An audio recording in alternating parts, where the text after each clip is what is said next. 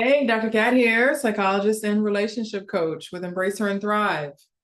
We are now on week 6 of Roots to Results, where you are learning how what you've been through is affecting your current daily life experiences.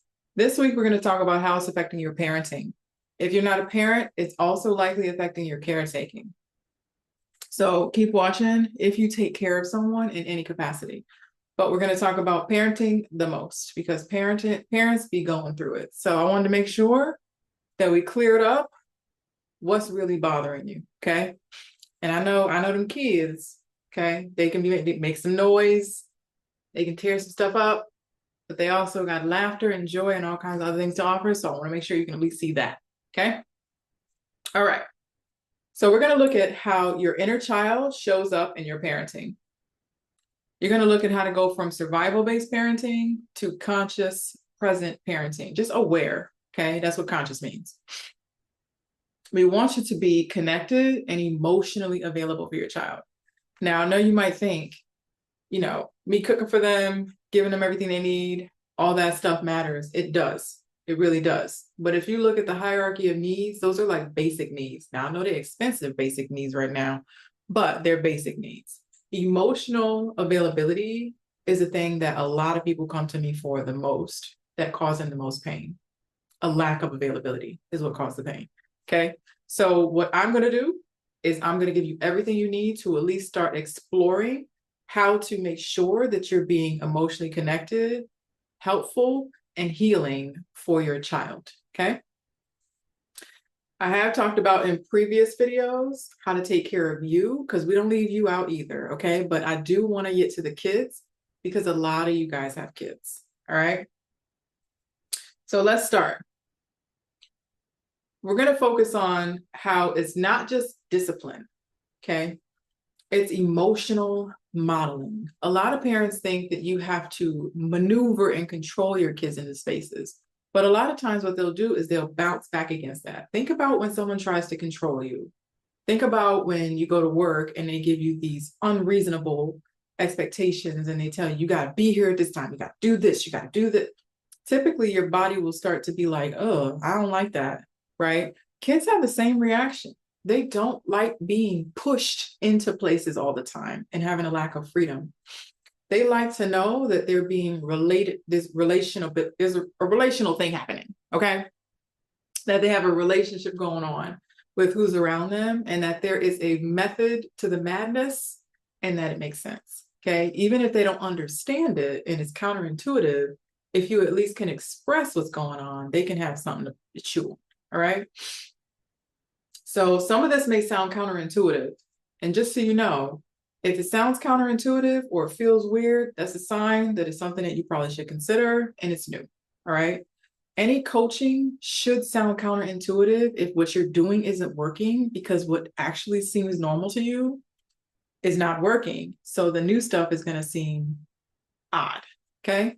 That means it's something that's probably going to be helpful, more than likely, okay? But always double check. So here's some reasons that, here's some ways you can see unhealed parts are coming into your parenting. Let me say it like that, okay? So we're going to give you a roadmap, and this is going to tell you what's gumming up your map, all right? Some things that happen to parents when they're young that impact their parenting now are a parent who never felt heard would likely over-control. Unseen and unheard can lead to over-control at work, with parenting, everywhere, okay? A parent who was neglected may overgive or overforgive, okay? One who felt unloved may equate obedience with love. All right, I know in my house growing up, obedience was key. Not with my mom. My mom gave us some space. But grandmother and all the other people that were helping raise us, they weren't playing none of that. Grandfather, obedient, okay?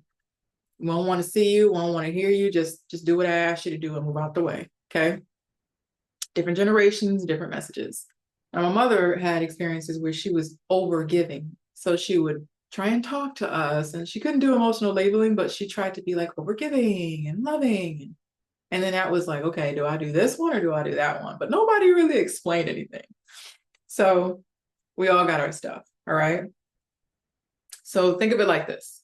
Consider, every time your child shows up with a need, ask, what would have helped me feel safe when I was their age?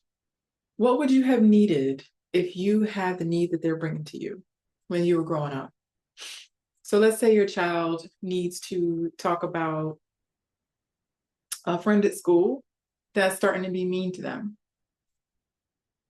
Instead of saying, oh, we need to go to that school and we need to talk to that kid, or we need to talk to the school and we need to fix this, what would you have needed to feel safe? Because what they're saying is their little safety buddy, they don't feel safe with right now.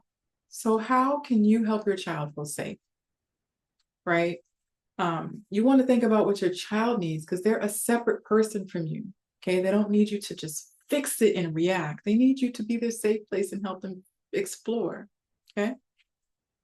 So what would you have needed to feel safe when you were their age, when you were asking for things? You always want that to be your benchmark. The bare bones is safety for kids, okay? So let's look at breaking the cycles, which we talked about before. So let's refresh you on what some cycles are, okay? So why you react with, we going up there.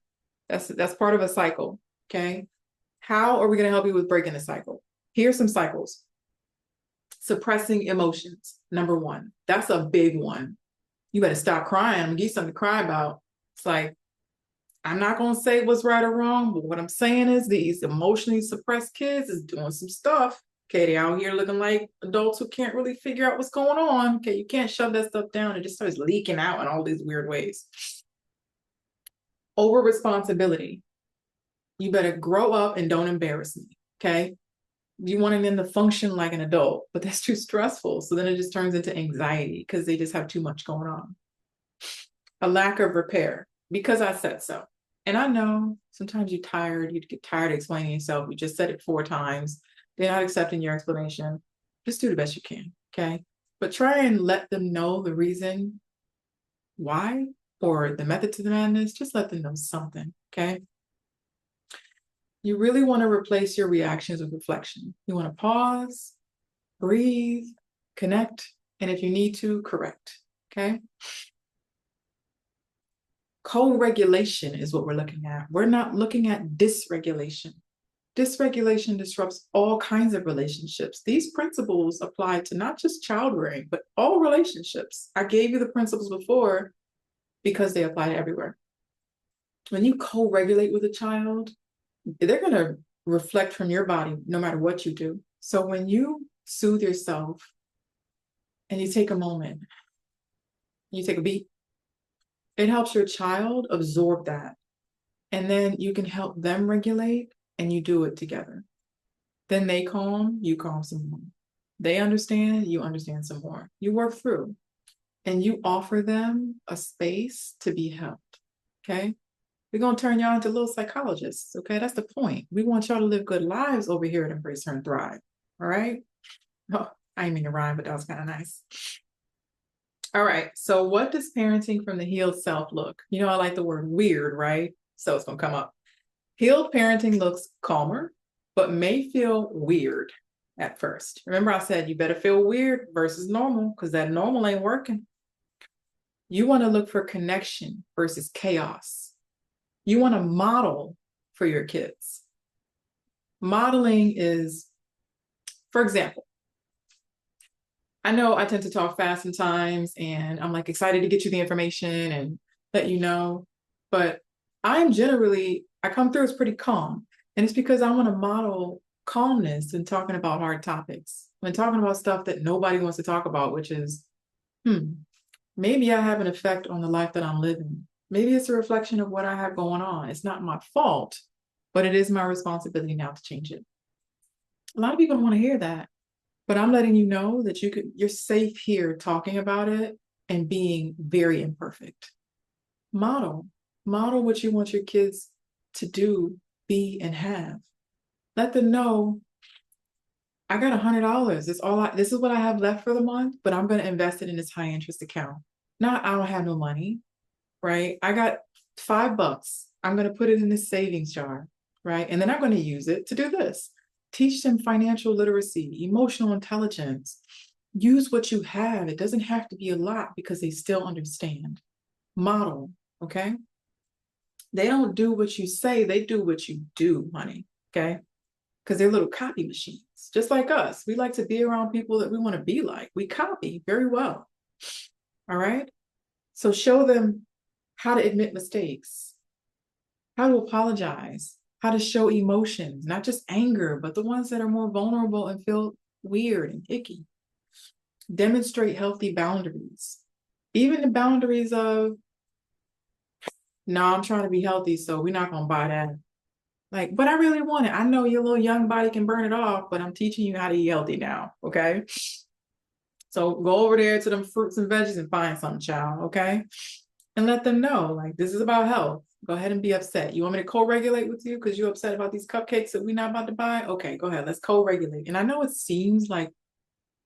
doesn't seem like it's important. I'll say it a little more tact. It doesn't seem important to co-regulate about what you are not going to purchase at the grocery store. But these are small examples that teach them how to manage their money when they're in the grocery store, because self-soothing is required, especially when you become an adult and you got the money, you've got the wallet, and then you teach them just because your wallet is in your hand doesn't mean you spend it. And that teaches them how to build wealth. So all these things come together, which is why I always talk about them together in a series as much as possible. Okay. All right. So feel weird. Go ahead and model what you want your kids to look like. Modeling, not just no lip service, model. Because what you do when you lip service and you don't model, you break trust. And your children need trust with you in order to get through childhood. Okay. So I gave you principles before about healing.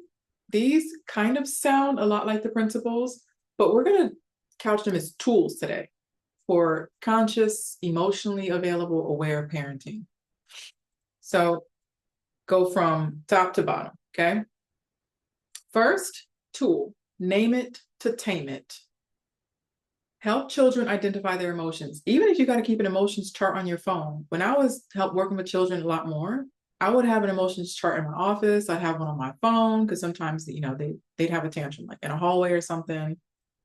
I still keep them around. I still keep them available, and I shoot them over to people if they need it. No matter how old you get, you're never too old to increase your emotional intelligence, okay? 2, repair rituals. Returning after conflict helps rebuild trust. This was in the same stuff from the romantic series that I did, okay? Return after conflict to rebuild trust. You need to let them know what repair looks like, not just get over it all by yourself. Like, teach them how to come back together and have healthy attachments. 3, reflection questions for you. Am I reacting to my child or to my past? A lot of us, our inner kid is raising our kids, which is why it looks the way it does. Whatever happened to you from your past is activating in your body, and then you're reacting to your kid based on what you've been through, and it happens so fast you don't notice it. You don't want that kid raising your kid. It is not going to be pretty, okay? So ask yourself, how can I regulate myself so my adult can stay in this experience with my child? Okay, what tools do I know how to use? It can be a workbook you picked up. It can be part of this series, because I do a lot of coping and care. It can be another person that you trust to teach you something online. Wherever you get what's helpful to you, use them before you interact with your child, because that neurological connection is going to be there no matter what. So you want to give them safety as often as possible. 4, 10-minute connection rituals. Daily undistracted present. No tablet, no TV, none of that, okay? Now you got to do homework and we got to do, no, 10 minutes of just connecting with your child. Y'all can have snacks.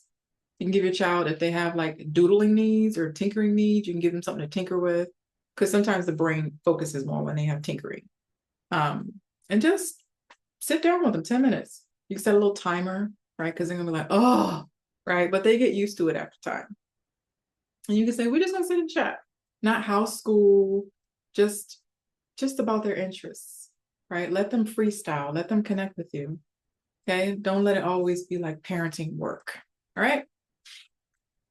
And last, family values check-ins. Weekly discussions of what matters. This is where you can teach them values, principles, ways of interacting with the world. You can tell them something that you went through recently where you used one of the values and you did well, or you didn't do well, and what you could have changed. They really learn a lot from that stuff. Okay, so that's the 5 tools. Name it to tame it, repair rituals, reflection questions, 10-minute connection rituals, and family values check-ins.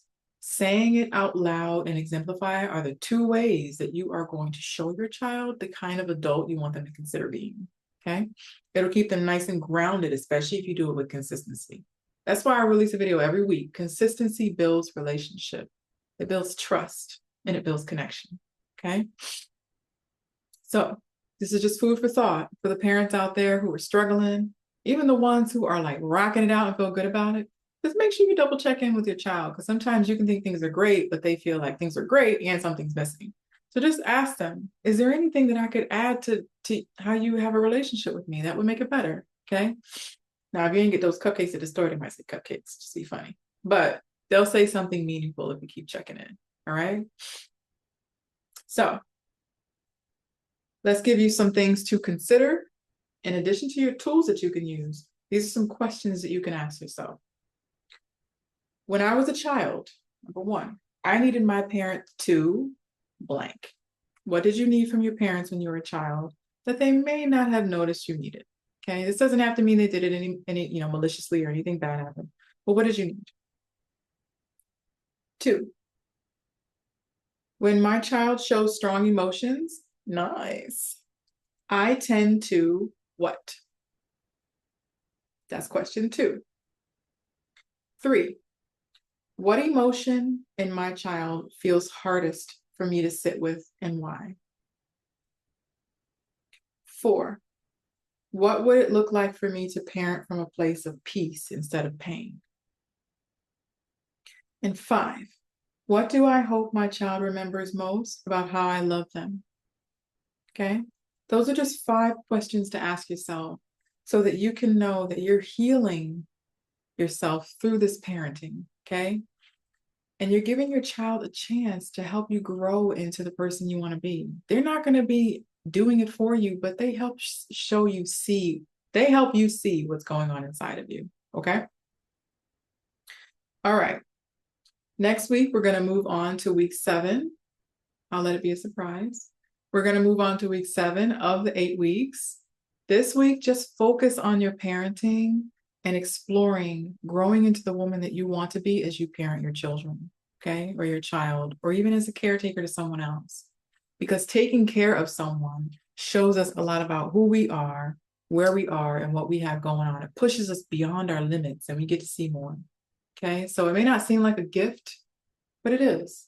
But just make sure you breathe through it, you take your time out, and you have enough me time to know where you stand with yourself so that you can stand where you want to stand with your child. Okay, I hope this brought you blessings and wisdom. Dr. Kat here with Embrace Her and Thrive. As always, we are sending you love and hugs. And for the parents and the caretakers out there, I'm sending you tons of compassion because I know what it feels like. It is exhausting and so rewarding. But just know you'll get through the day, and tomorrow, hopefully it'll be better if it's not a good day. If you're having a great day, keep on having it.